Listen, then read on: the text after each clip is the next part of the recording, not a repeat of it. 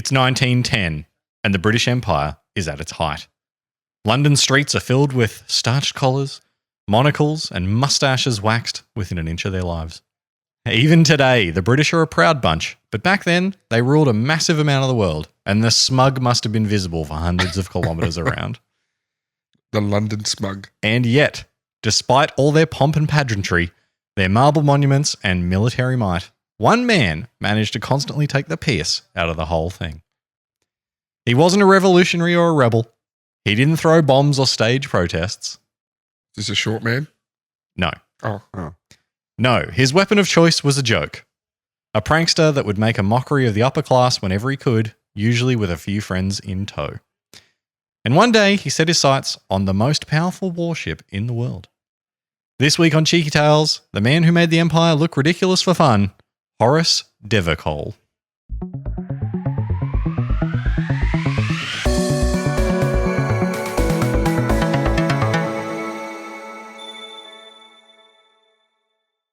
De Vere Cole. Cole. Oh, De Vere Cole. De Vere Cole. Never heard. Who were you Never thinking? heard. Were you thinking Napoleon? Yeah, I was. Yeah, right. You I were was thinking Napoleon. Yeah.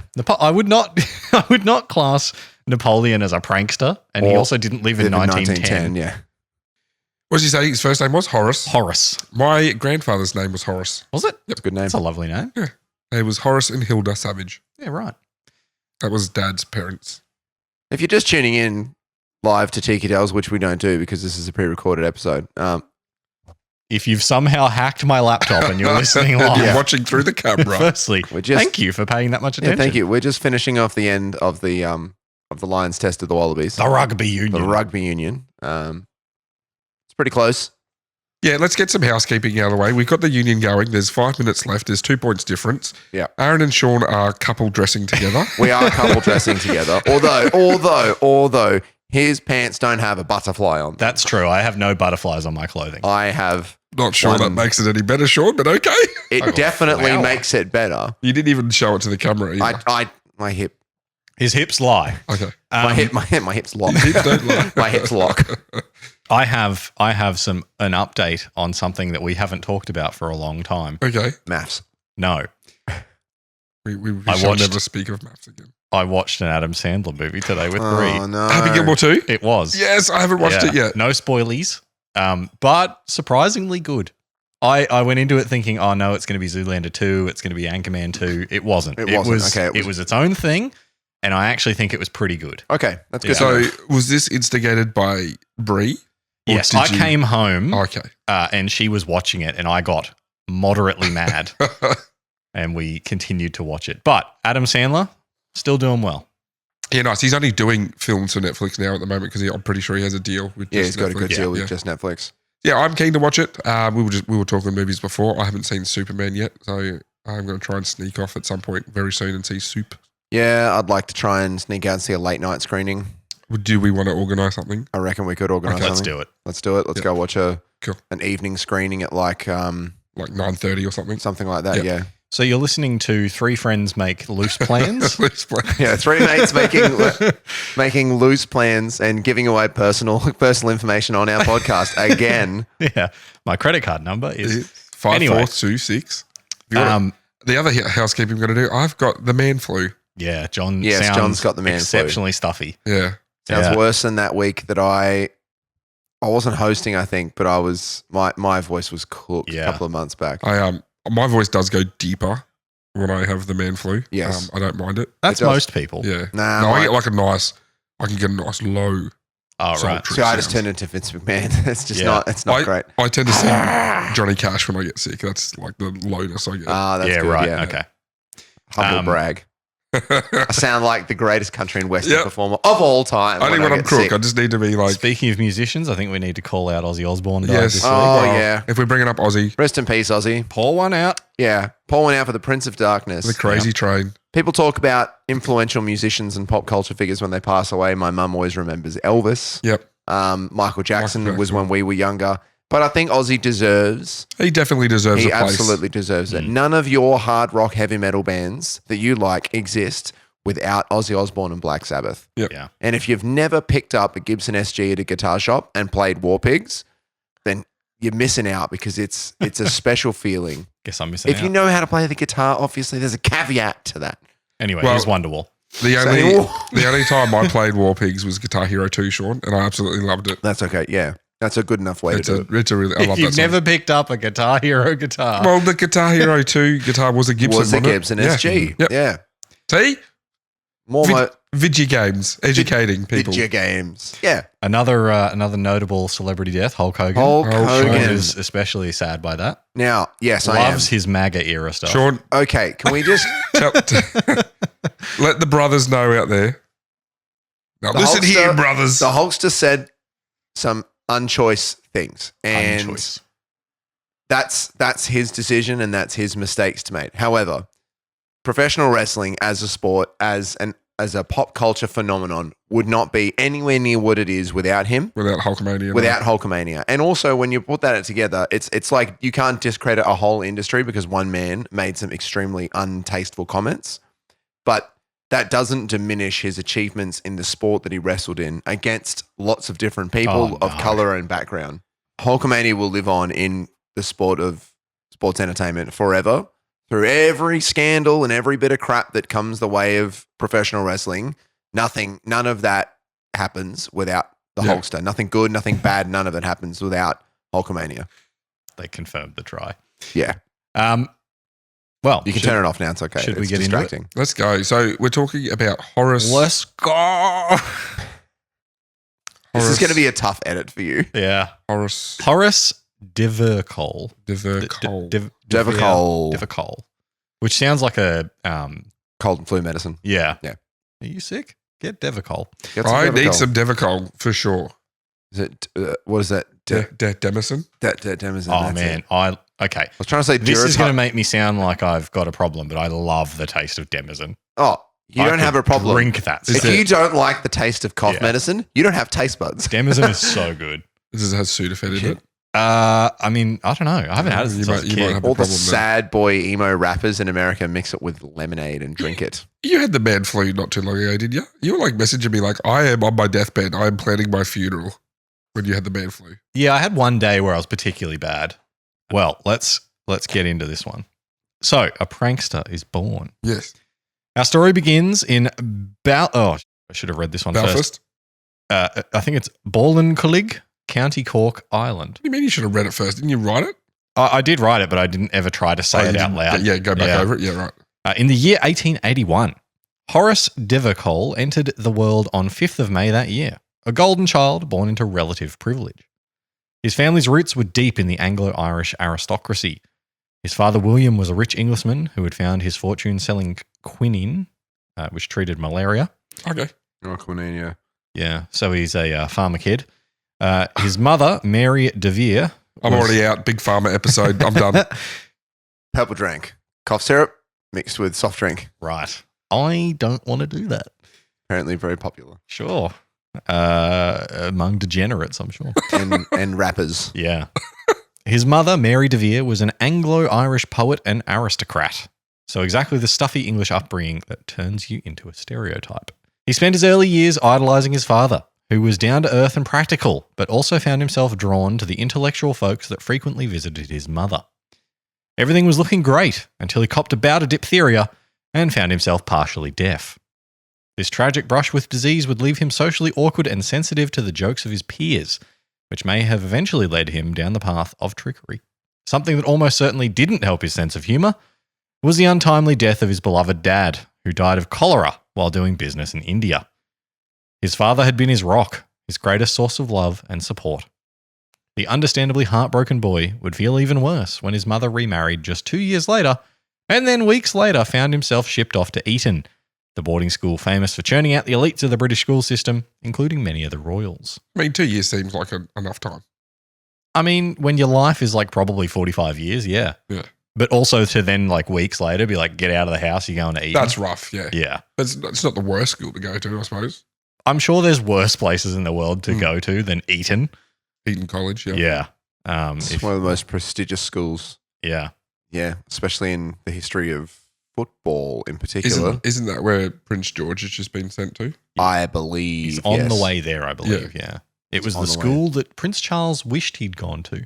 Yeah. I have just finished watching The Crown. Yes. Crown update. Yeah. Prince Philip went to Gordonston. Yes. From and memory. Charles went to Gordonston as well. Yeah. And guess who also has been to Gordonston? Shout out my wife, Rachel. My wife. Went to Gordonston for 3 months on Really? a high school exchange. Other notable people: Prince Philip, Prince Charles, David Beckham's Did kids. did she see the wall or the gate that Prince Philip built? Features heavily in The Crown. I would have to ask her, I'm sure she did. but for supplemental content, I can provide you a picture of the Gordonston coffee mug I have in my china cabinet, Nice. I think you and should the provide letter that Rachel received from the school on her 30th birthday. that. Oh, that's actually cool. Yeah. Cool. Yeah. Just, I actually thought you'd really appreciate that because it's fresh. Yeah.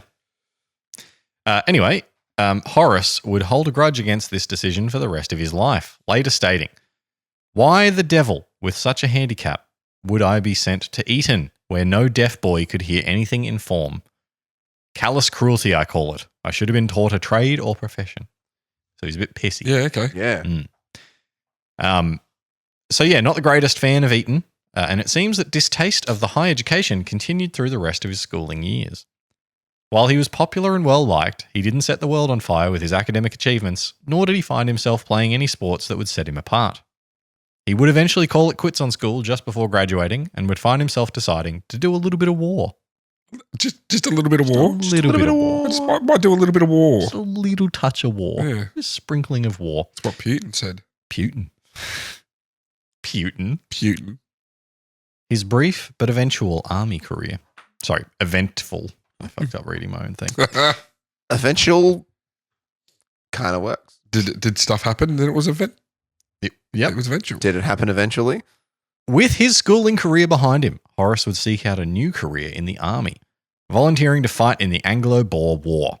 He would find himself in South Africa, Cape Town to be precise, in 1900 as the youngest cavalryman in the entire British Army. Through heavy losses of officers, he found himself as an acting captain within months, finding much more success in the army than he ever had at school. Unfortunately, what he had in talent in the army, he lacked in ability to deflect bullets, and a Boer sniper would take a shot at him with a dum-dum bullet, hitting him square in the head. Dum-dum bullets are the ones at a hollow point, so they're the real deadly ones. Yeah, okay. They don't go deep, but they go big. Yeah. Mhm. Yeah. Shut up. Horace would be lucky, though, surviving the injury and making a full recovery. He got shot in the head. Yeah. How did he With a survive? hollow point. Mm. Yeah. Must have just been winged. Okay. Yeah. Trumped it. If you believe that. You If wanna you dispute believe it. I actually... If you believe in the moon landing, you got to believe in the Trump shooting. I hate you both.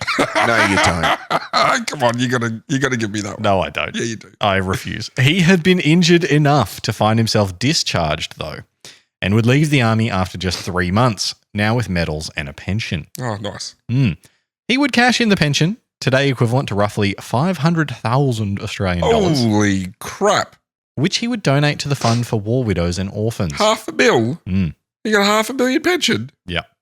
And he donated it. Yep. What a top bloke. So yeah, might have been a prankster who went through a rough childhood, but clearly still a heart of Prankster gold. with a golden heart. You took the words literally out of my mouth. Took him out of my script. After his brief stint in the army, Horace would return to attempting to educate himself, securing a position at Cambridge University with the help of a tutor. So how old is he about now? This is So he was born in 1881, so he'd be 20, 19, 20. mid-20s? Mm. Okay. Start of his 20s. Okay. Yeah. Not even. 1901, he'd be 20. Right. So yeah, he's gone from Eton, done a bit of war, back to How Cambridge. long was the little bit of war? Like 6 months? Or something? I think it was like 3 months. Oh, wow. Yeah, Okay. it wasn't long at all. Yeah, it would be. Quick promotion and then get shot in the head. Like, that's you just tick the checklist off on your war list. Yeah, it's done all the things. Done all the things. I'm done. It was a short war. Yeah. Real short. Not Falklands short, but Not the Zanzibar. No, not the Zanzibar. we Although, covered. interesting that you mentioned that. Oh. it's also in Africa. How long It's in the same continent. how long did the Zanzibar war go for? I can't remember. It was, like 29. Was it 29 I minutes? think it was 40 minutes or something. Something like that. The You podcast were trying to went- do the podcast for the length of the of the war. Yeah. It was one podcast length. Yeah. I think our podcast was longer. Yeah. Yeah. So, yeah, after his brief stint going to Cambridge, it would be on the hallowed grounds of Cambridge that he would complete his education in pranking because he became the Joker of Cambridge. Real George Weasley. A bit of a George Weasley. George's brother's name. Fred. George and Fred Weasley. Yeah. George is the one that died, right? Spoiler. Spoilers. I don't know. I can't remember. One of them died. I don't remember which one died. Neither do I. They're And twins. I don't Does think it it's really worth matter? Fact checking. No. One of the Fred or Georges. What I did check was that the Anglo-Zanzibar War was 38 There you minutes. There you Somewhere between 38 and 45 minutes. Right. That's a little bit of war. That's less than That's a little bit of war. bit. That's a little bit of war. That's a little bit war. little bit. Jeez, we haven't done that in a while. No. Horace would find himself in a good circle at Cambridge, Huh. rubbing shoulders with future elites and cultural icons. Good on Horry. Horry the Horace. Well, that was my granddad's nickname was Horry. Was it? Yeah. Oh. He would meet Virginia Woolf, for example, a Okay. future noted author named one of the 20th century's most influential authors. I was going to say, it sounds familiar, but I couldn't tell you who it was. I didn't recognize any of the novels that she's known for. Okay. So, yeah. I do know the name, though. I still haven't bought that novel that I've been humming and hawing about. Oh, yeah. Yeah. Project Hail Mary. Correct. In the midst of such titans of the mind, you might imagine that Horace would find himself studying hard and being a bit of a nerd. But as Virginia Woolf put it, he was an Irishman with beautiful blue eyes and a little mustache and perfect figure. Ooh. Rather a dangerous friend for a young man to have. He was a wild young man. He was a bit of a scapegrace. So aside from the vaguely thirsty way she described him, Escape. I don't know, Escape. and I didn't look it up. Okay. I think it's like, you can kind of be like, this guy's going to do all the funny stuff. Yeah, right. Yeah. So yeah, aside from the vaguely thirsty way she described him. She described him. Yeah. Mm. Woo. That, like, for early 1900s, that's basically porno. Good. Yeah. That's smart. Yeah. Yeah. Virginia nailed his personality pretty well. Oh, okay. Glad you put the personality in there. He would join the Magpie and Stomp Society, a group named after a brothel that focused on drinking, and also joined the Cambridge Alpine Society, a group which aimed to champion and practice the art of climbing up the outside of the college rooms to get inside after a night of drinking. Oh, okay. He would also start to flex his prankster muscles. He would begin with harmless pranks, like holding funerals on university grounds for friends that were suspended or expelled, or dressing himself up as a bishop and showing up to schools to perform baptisms. There is also a story that is probably embellished or outright untrue, but it is fun all the same. Why let the truth get in the road of a good story? That's right. That after a lamppost fell on school grounds, that he painted his face white, stood on a lamppost's plinth, and pretended to be a lamppost for the laughs of his friends. They were talking about, like, people were trying to, like, put letters in him and stuff. So I don't really know if that story's true, but Comedy must be different 100 years ago. I wouldn't have found that funny. look at him being a lamp. I don't think it's very bright.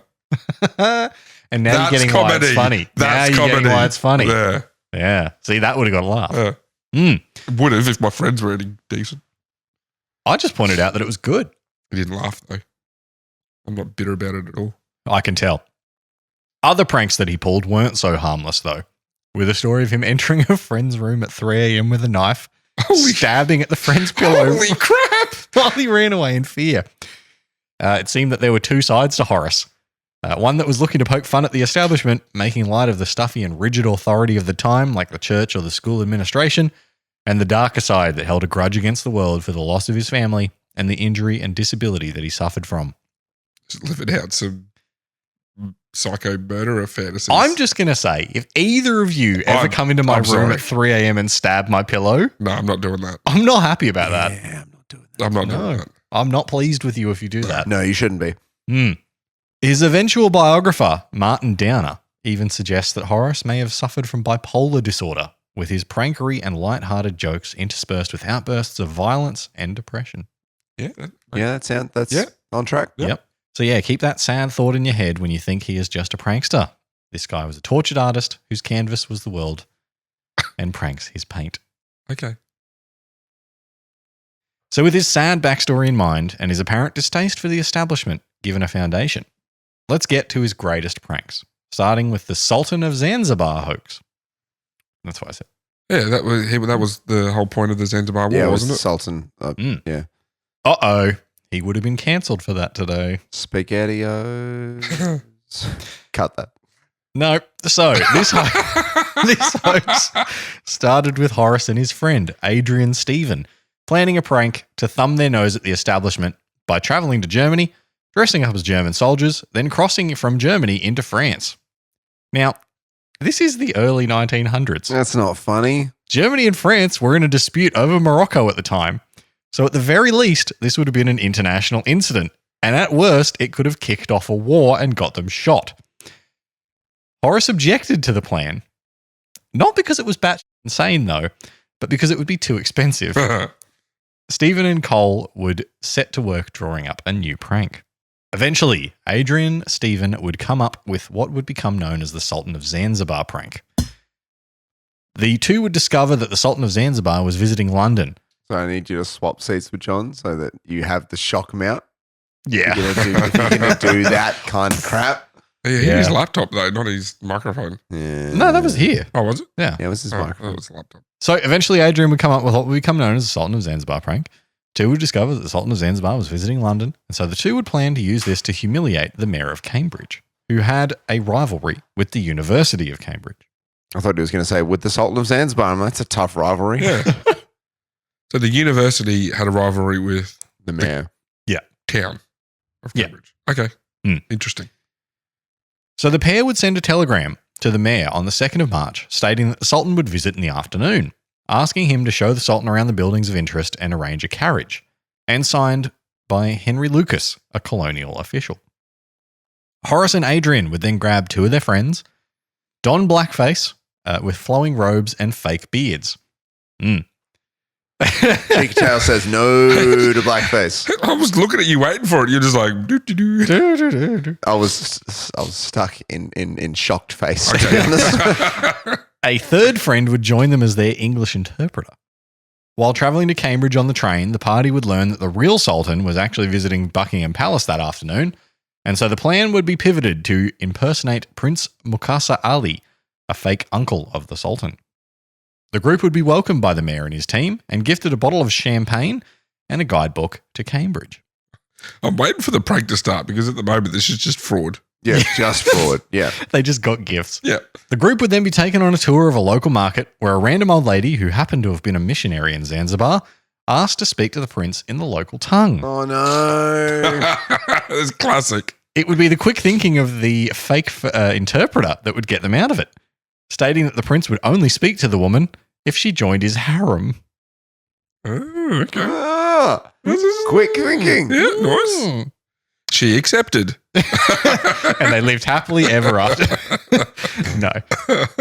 After the tour, the group would decline an invitation to dinner and return to their train to celebrate their victory over the mayor.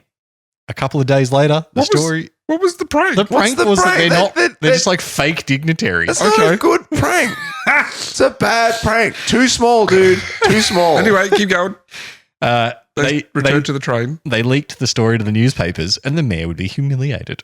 Oh, no. With the Daily Silly man. That's not a good prank. with the Daily Mail describing the prank as one of the most audacious and carefully planned practical jokes ever perpetrated by undergraduates. So basically, they just did blackface and then showed up somewhere and went, "Oh, he can't talk English." And then got walked around a bit and then went home. I forgot that they did blackface. I'm like, no way they actually believed that. Like, If you see pictures of them, because there are pictures of the group, it's pretty obvious that they're wearing makeup. it would be. It's just a black That's circle. why he has the shock mount. Shut up, Sean. It's basically that, except rather than like lines here, they're like got panda eyes because they didn't do right into the eyes. You can see that there's lines. Oh, no. It's so bad. So it's not Robert Downey Jr. in Tropic Thunder good. It's- Most audacious prank. What do you mean, you people? What do you mean, you people? Yeah, great movie. Yeah. Couldn't get made today. So that is, at this point, the greatest prank ever made. So Horace didn't need a job, so he just kept on pranking. What's the over and under of Aaron not seeing Tropic Thunder? Oh, He'd be pretty short odds, right, that he hadn't seen it. it's Like $1.10 Yeah. that he hasn't seen it. I'd Do less. you want to take that money? Dollar. He's pretty smug. I think he's bluffing. He's not seen Tropic Thunder. I saw it in high school, but I didn't see it with Aaron. But I got $20 in my wallet. We can bet this money. I think he's bluffing. Have you seen Tropic Thunder? Yes, I have. Oh, bull. I call bull.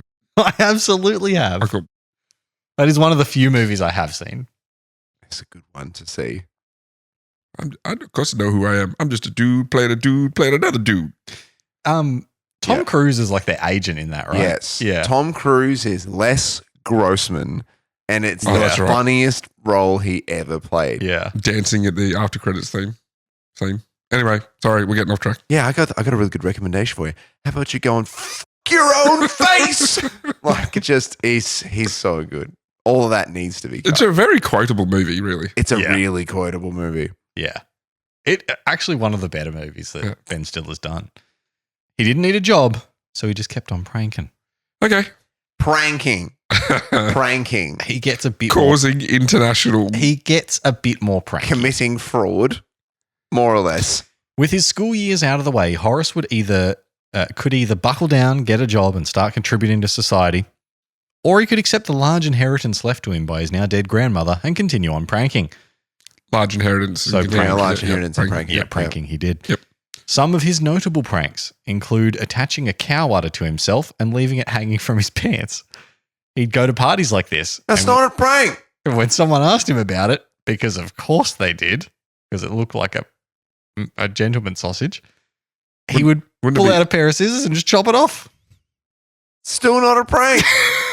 be, right, so you had one udder sticking out of his pants, Yeah. and people would think it was his Gentleman sausage. penis, and he'd cut it off.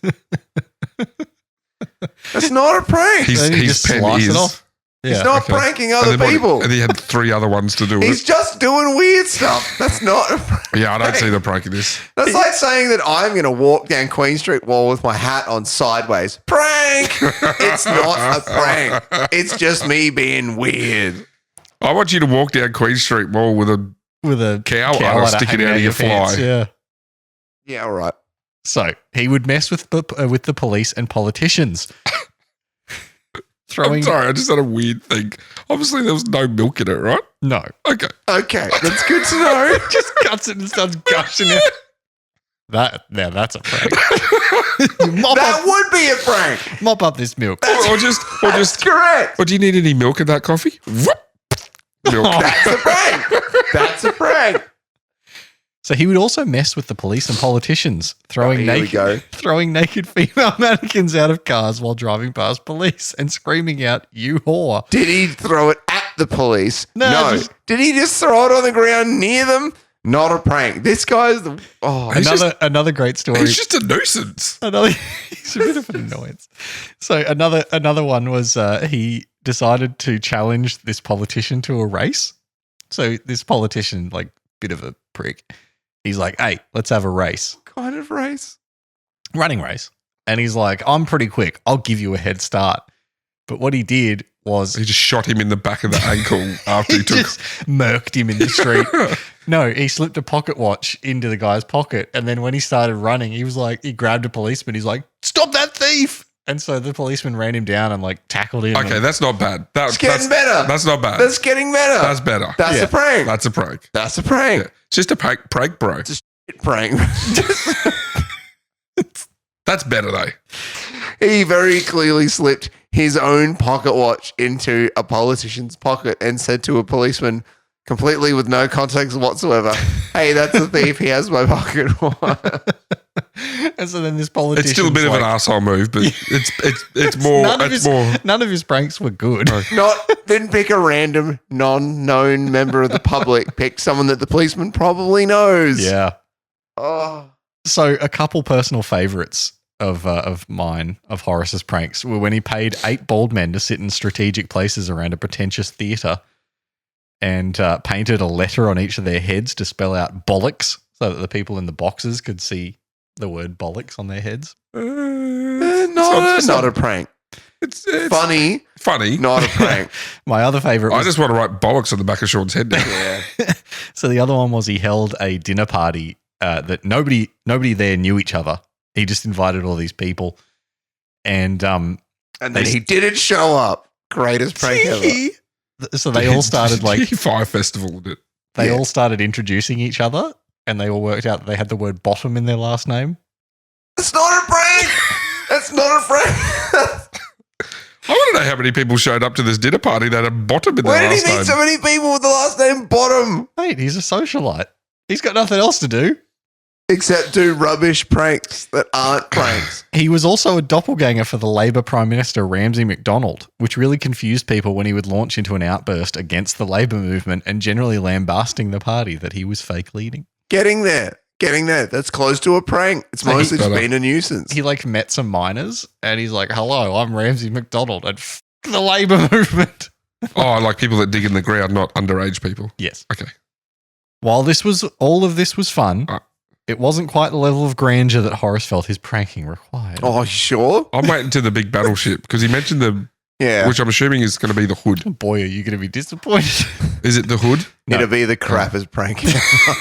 That all Oh, I of put a this- feather in the captain's Wait, shoe. I think I know what. Ticklefoot. I think I know what. Aaron's trying to prank us with a story that's Yeah, meant this all is about a- pranking, and this there's is no a- pranks in This it. is a crap long play. It's a This is the duck joke of pranks. bit meta. while all of this was fun, Yep. it wasn't, Fun. it wasn't quite the Fun. level of grandeur that Horace felt his pranking required. Oh yeah, he needed to step it up. That would change in 1910 when a naval officer approached Horace with a question. Do you think you could pull off a prank to humiliate the officers of the pride of the Royal Navy, the HMS Dreadnought? Okay. Yep. no. Okay. It's a big ship. Yep. Big boat. Well, that's why there's a whole class of ships now called the Dreadnoughts named after it. Mm-hmm. And so he got cancelled again. The junior officer that had approached Horace was in a battle of pranks with the officers on the Dreadnought, and so wanted Horace to help him devise the ultimate prank to win the battle. Again, Adrian Stephen would help Horace devise the plan, and it would follow a similar idea to the Zanzibar hoax. Oh, more blackface. Yeah, create a bunch of fake dignitaries who would need to be shown around the site. It was like the start of the heist film with people dressing up and being cast in their roles. Horace would play the role of a man from the Foreign Office, Herbert Chalamanderley. That was his fake name, Herbert Chalamanderley. Okay, it sounds like a Adam Sandler character. Adrian would be an interpreter, and their four friends would again don blackface and robes to take the role of the visiting dignitaries.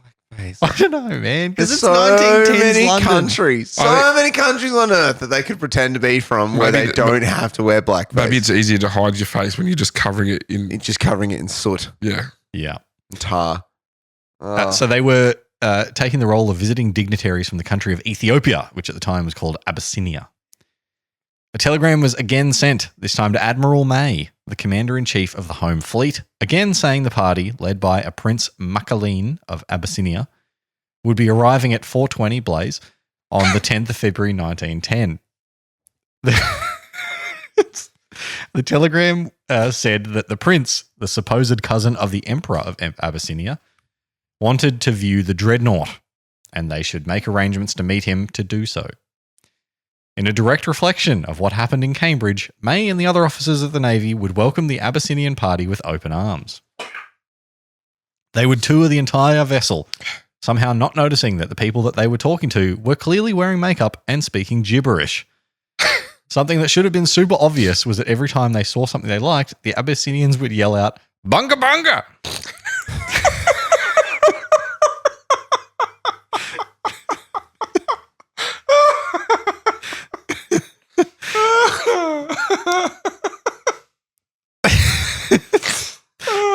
Horace and Adrian would work hard to keep up the ruse, translating the Admiral's words into a mangled mix of Swahili, Latin, and ancient Greek.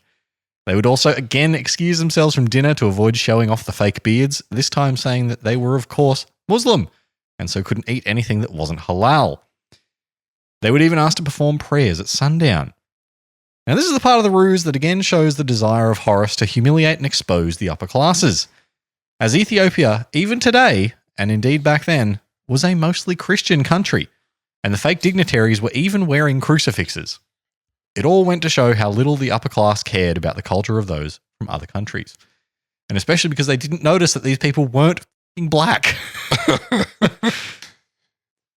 I don't know. I don't know what to say. Yeah, there's a few layers to like they should probably have known. And I think the Christian Muslim thing is probably low on the tier of the like bit where they had panda eyes is probably the most obvious their bit. hands probably would have looked like And they kept yelling out bunga bunga. bunga bunga and then claiming it meant different things each time. This prank so far is definitely not bunga bunga.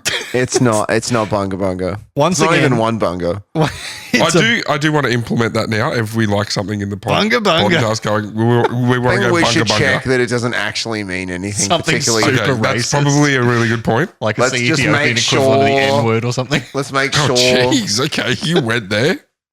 that it's not some slang horrid thing. Once again, the story would be leaked to the press by Horace and Adrian, and this would actually be quite a big deal. The public and the press mocked the Admiral and his team for failing to catch the ruse, and Admiral May was even brought before a parliamentary inquiry. Keep in mind, this was pre-World War I when the European powers were vying for supremacy all over the place, and the hoax had proven how easy it was to get into a ship and gather intel. Well, that's a problem. You're getting under a military navy, the jewel of the fleet. capital ship, right? Yeah. And just a bunch of kids just got on and went, bunga bunga. Bunga bunga. A life of sporadic joy and continued pranks. Doesn't mean anything, does it, Sean? After the Dreadnought hoax. We're not going to be using it. Okay, Oh, damn it. jeez. It is the I'm not Ethiopian N-word. no, isn't it's it? not, but I'm not talking about it on the podcast. Okay. It's Let me read. It'll just get cut. It's like Let me read. I'm not going to read it out. I just want to read it. Italian Prime Minister sex scandals. Oh, I'm all about that. After the Dreadnought hoax, Horace would have quite the reputation around London. His sister Anne would marry the future Prime Minister Neville Chamberlain. Yes, the Neville Chamberlain that thought Hitler was going to be peaceful. Anne would end up distancing herself from Horace thanks to his antics. Obviously, because of the connection to Horace, he was just the whole Hitler peaceful thing. That's just Prank! It's just a prank, bro. It was just a prank. No, Neville Chamberlain, I feel bad for the guy because like he just kind of fell for the No. That's them. that's them. Guess who's on the far John, left? Guess for who's on those the far listening, left? John, it's not It's- Virginia Woolf. Apparently, it's Virginia. Is it Woolf. Virginia Woolf? Yeah. Wow. Apparently, Um, Virginia Woolf was one of the people in blackface. For those listening, Sean and John have just found the photo where you can see what they looked like. They and definitely do not look Ethiopian. no, they do not. No, they no. look like white people in blackface. I mean, it's not as bad as I thought it was. It's not as bad as I thought, but it's not as bad as the first one. It's pretty unconvincing. Yeah, and you can see the crosses and stuff on them, right? Yeah. Yeah. If you would like to see this image, have a look at our social media I can pages. see that they are wearing necklaces. Yeah. So after the Dreadnought hoax, Horace would have quite the reputation around London. I've said all this. So Anne ended up distancing herself from Horace, and he would find himself spending more time outside of London. On a trip to Dublin, he met and fell in love with Denise Anne Marie Lynch, who he would later marry. Let's just not talk about the fact that he was 37 and she was 19. Oh, the 30s. This is the 1910s, mate. Yeah, I know, but it's fun to just blame it on the 30s. Their honeymoon would take them to Venice on April His Fool's wife Day. had been 30 in the 30s. That's true, yeah. Their honeymoon would take them to Venice on April Fool's Day in 1919, It was a prank. which I'm sure Horace would celebrate. Instead of spending the night with his wife, he would spend the night spreading horse manure all over the city. While this might seem like it has no purpose, you're absolutely right, it didn't. But all it did was give Horace the fun of watching the Venetian people's confusion as they tried to work out how all the horse poo got all over the city when they didn't have any horses. Okay. That's better. I don't mind that. No, crap prank. Both Yes, it is a crap prank. Yeah. Think about how much effort it required him to bring the horse poo into Venice. He probably just had a horse poo dealer. I don't mind that though. I don't like the confusion of a whole city going, What? where did these horses come Go from? to one of the most beautiful historic cities in the world Yeah, and spread spread horse horse poo. It's not prank. even good. It'd be At like, least bring a horse. So it's funny. Bring a horse and let a horse free. it'd be like if I just got like a whole bunch of hippopotamus poo and spread it through the main street of Ipswich. Yeah, that'd be bad. That'd be just Like, as bad. You get people coming on. Ed Really? Sheeran would not come if you did that. I don't. Okay, no, you probably wouldn't. I do want Ed Sheeran to come to Ipswich. No, you don't. Yeah, I do. Well, yeah, I'm sure you do. Why wouldn't I? He went to Ipswich in the US. Why wouldn't he come here? I mean, you're not going to be able to go see him. It's going to be a mayhem. Anyway. It's a prank. It'll be fun. It's not really Ed Sheeran. It's You just can't some just ranger. say it's a prank and it makes it a prank. It's Rupert Grint. It's not really a ragger. It's someone with red hair glued to their face. Sorry. They're doing red face. Red You painted face. your hair red. Oh, no, red face. That's another thing. That gets cut. That's Native American stuff. Yeah, I know. I was thinking of mainly like Red Simons. Yeah. Is he still alive? Yeah. I'd assume so. So after their holiday, the Coles would return to Dublin. But the IRA really was causing a stir. But with the IRA really causing Yeah, I a was stir. going to say, you haven't talked about the troubles at all. No. Horace's English background would cause trouble for them. They would be robbed by members and end up staying in a hotel in Dublin, where here Horace would apparently sniff out an English spy, having him arrested for his own good and sent back to England. Another prank. He would falsely claim that he had been caught by a notorious IRA member, Michael Collins, which would lead to suspicions that Collins was actually Horace in disguise. This would lead to a confrontation with the local British police in which they were trying to arrest him to claim the £5,000 reward for capturing Collins. Horace would whip out his old charm, though, and a bottle of whiskey, drinking the men under the table to the point where they left him be, calling him a jolly good fellow, even if he was Michael Collins.